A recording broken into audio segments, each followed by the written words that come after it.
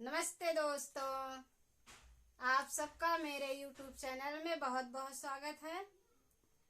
मैं एक भजन गाने जा रही हूँ जिसमें सीता जी शिव जी को पूजते हुए वरदान मांग रही हैं। अच्छा लगे तो जरूर बताना कमेंट करके। शिव जी का पूजन चली जान की भर कंचन भरी थारी राम जी। शिव जी का पूजन चली जान की भर कंचन भरी थारी राम जी। चार सखिया चार सखी पीछे बिचवा में जानकिया के राम जी। चार सखिया गे चार सखी पीछे बिचवा में जानकिया के राम जी।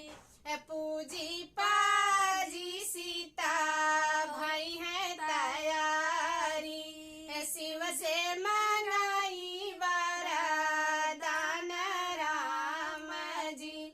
पूजी पाजी सीता भाई है तैयारी शिव से मंगाई वरदान राम जी।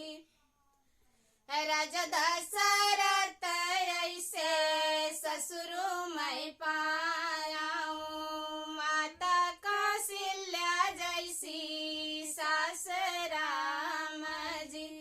माता कौशल्या जैसी सास राम जी। माता सुभद्रा जैसे नंदी मैं पावाऊं अर्जुन है सनाना दोया राम जी। माता सुभद्रा ऐसे नंदी मैं पावाऊं अर्जुन है सनाना दोया राम जी।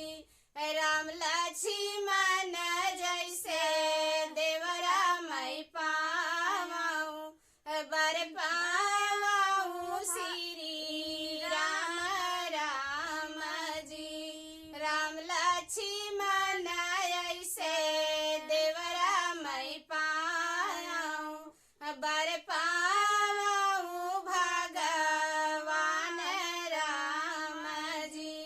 शिव जी का